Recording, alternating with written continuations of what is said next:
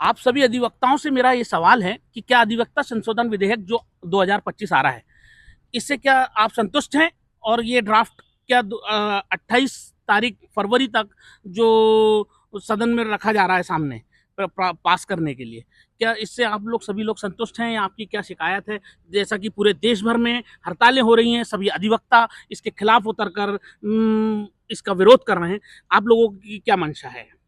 देखिए, ऐसा है कि अभी जो संशोधन विधेयक लाया जा रहा है, उस विधेयक के अंतर्गत ये है कि वो बार काउंसिल में केंद्र सरकार अपने 3 मेंबर को नॉमिनेट करेगी। इसी प्रकार अधिवक्ता जो है अपनी हड़ताल नहीं कर सकता। सबसे पहले ये है कि आज की डेट में मध्य प्रदेश बार काउंसिल, जैसे हम छिंदवाड़ा जिला है, उसके अंतर्गत कार्य करते हैं और हमारे जो भी डिसीजन लेने का अधिकार है वो हम अधिवक्ताओं को है। इसके पश्चात उसमें जब इंटरफेरेंस सरकार का हो जाएगा तो स्वाभाविक है कि सरकार जो है वो हमको गुलाम बनाने की कोशिश कर रही है। हमको बोल रही है कि आप हड़ताल नहीं करेंगे। जो एडवोकेट अधिवक्ता है दूसरे के अधिकारों के लिए लड़ता है, दूसरे का अधिकार उसको दिलाता है। अगर वो अपने खुद के अधिकार के लिए अगर नहीं लड़ेगा तो उसका क्या अधिकार रह जाएगा? वो क्या काय का एडवोकेट रह जाएगा? कोई मतलब नहीं है। उसके ये अधिकार को छीन कर एक प्रकार से फिर वही गवर्नमेंट, जो मैं बोल रहा हूँ बार बार, कि केंद्र सरकार वकीलों को अपना गुलाम बनाना चाहती है। इसके पहले भी उनकी कई नीतियां रही, जैसे शिक्षा नीति रही। इन सब नीतियों में जो उन्होंने बदलाव करे हैं, बदलाव करने के बाद उन्होंने अपना अंकुश बना दिया। आज की डेट में एक न्यायालय जो है देश का चौथा स्तंभ कहलाता है।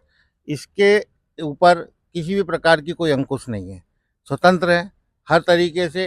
कहीं यहाँ रिश्वत और भ्रष्टाचार की संभावना बिल्कुल नहीं रहती है, जबकि पूरे शासन प्रशासन में जो है सिवा भ्रष्टाचार के कुछ नहीं रह गया। आज अगर न्यायालय को भी केंद्र सरकार अपने अधिकृत अपने अधीनस्थ कर लेती है तो स्वाभाविक है कि यहाँ पे भी भ्रष्टाचार शुरू हो जाएगा। अधिवक्ताओं के अधिकारों का हनन होगा, पक्षकारों का हनन होगा। ठीक है, पक्षकारों के अधिकारों का हनन होगा।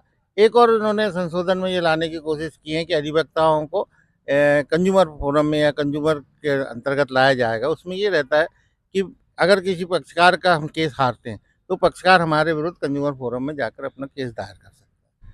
यहाँ मेरा ये कहना है कि किसी भी केस में 2 पक्षकार होते हैं, एक पक्षकार हारता है, एक पक्षकार जीतता है। दोनों पक्षकार तो कभी जीतेंगे नहीं, या तो समझौता होगा। अगर एक पक्षकार हार रहा है, उसकी दस्तावेज, उसके डॉक्यूमेंट, उसकी परिस्थितियाँ उसके फेवर में नहीं है, तो उसके लिए वकील उसको उसके फेवर में नहीं ला सकता। अगर उसके फेवर में नहीं ला सकता, स्वाभाविक वो हारेगा, लेकिन कोशिश करेगा कि वो जीते। अगर नहीं जीतता तो इसमें वकील की कोई गलती नहीं, लेकिन उसके लिए भी पक्षकार जाके वकील के खिलाफ कंज्यूमर फोरम में कार्रवाई कर सकता है। जहाँ हमको 5,000 की फीस मिलती है, वो हमसे 3 लाख की वसूली करेगा। तो इसमें अधिवक्ता कहाँ तक किस तरीके से अपने व्यवसाय को कर सकेंगे और अपने व्यवसाय को कहाँ तक वो सक्षम रूप से करने में सक्षम होंगे। ठीक है, ये संशोधन बिल्कुल नहीं आना चाहिए। संशोधन से टोटली ही अधिवक्ताओं का जो प्रोफेशन है, जो व्यवसाय है, इस पे ये गवर्नमेंट अंकुश लगाने जा रही है। अधिवक्ताओं को गुलाम बनाना चाहिए, जबकि अधिवक्ता जो है वो देश के लिए, आप उठा के देखेंगे इतिहास, ये देश की स्वतंत्रता से लेकर आज तक हर क्षेत्र में देश के लिए अधिवक्ताओं ने जो योगदान दिया है, वो योगदान किसी भी ऐसे प्रोफेशन के लोगों ने नहीं दिया होगा जो अधिवक्ताओं ने दिया है। आज भी बड़े बड़े पदों पे, नेताओं के पदों पर अधिवक्ता विराजमान है।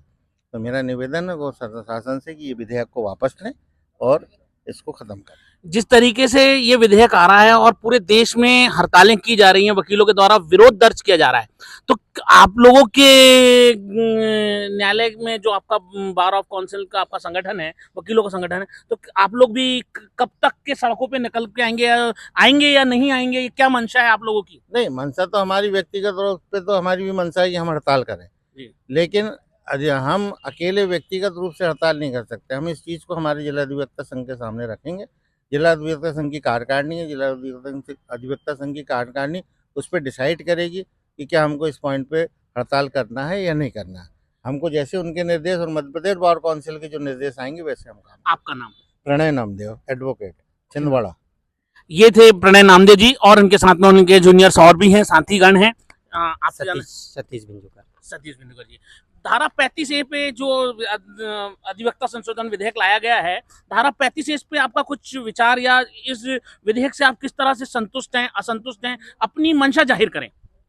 नहीं, खैर वो 35A के संबंध में तो क्या, अभी तो सबसे बड़ा जो विषय है अधिवक्ताओं के हित के संबंध में है, और ये जो अधिवक्ताओं के हित के विपरीत ये जो बिल लेकर आ रहे हैं, ये बिल्कुल नहीं आना चाहिए। इसमें एक सबसे बड़ा जो एक संशोधन ये ला रहे हैं कि यदि कोई अधिवक्ता किसी आपराधिक प्रकरण में या किसी झूठे प्रकरण में फंस जाता है, तो उसे बिना जांच के तत्काल 3 वर्ष के लिए निलंबित करने का एक नियम लेकर आ रहे हैं। यदि ऐसा होगा और उसको दोबारा पंजीकृत भी नहीं किया जाएगा, तो ऐसे में फिर अधिवक्ता का वो पूरा विधि व्यवसाय विधि पढ़ के आ रहा है, प्रैक्टिस कर रहा है, मान लो 15 साल की प्रैक्टिस होगी, तो उसका तो पूरा करियर ही समाप्त हो जाएगा।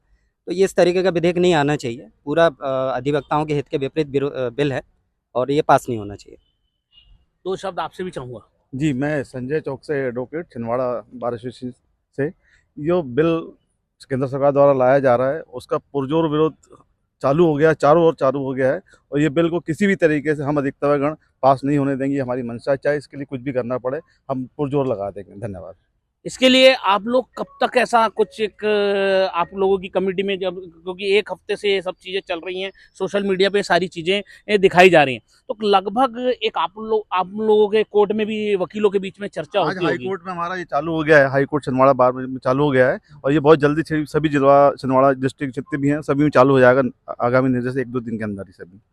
और मेरा सभी से एक निवेदन था कि 35A पर अगर कोई अपनी राय जाहिर करना चाहे तो 35A पे आप हम लोग मतलब हमारे व्यूवर्स को 35A क्या है, लोग अभी तक 35A मतलब सीधे कश्मीर पहुंच जाते हैं, नहीं नहीं पर 35A बोले तो ये अधिवक्ता संशोधन विधेयक 2025 में आई गई एक धारा है, उस पर आपसे मैं क्लियरिफिकेशन चाहूंगा। 35A का मतलब ये है कि जैसे अधिवक्ता, कभी अधिवक्ताओं को कोई ऐसी परेशानी होती है या अधिवक्ताओं को किसी प्रकार से न्यायालय में काम करने में कोई परेशानी होती है, तो अधिवक्ता उस कार्य के लिए कराने के लिए पहले नोटिस देता, सूचना देता। उसके बाद भी अगर गवर्नमेंट और उच्च न्यायालय, सुप्रीम कोर्ट या उच्चतम न्यायालय उस चीज़ों को नहीं सुनती है, तो अधिवक्ता अपने अधिकार को प्राप्त करने के लिए हड़ताल करता है।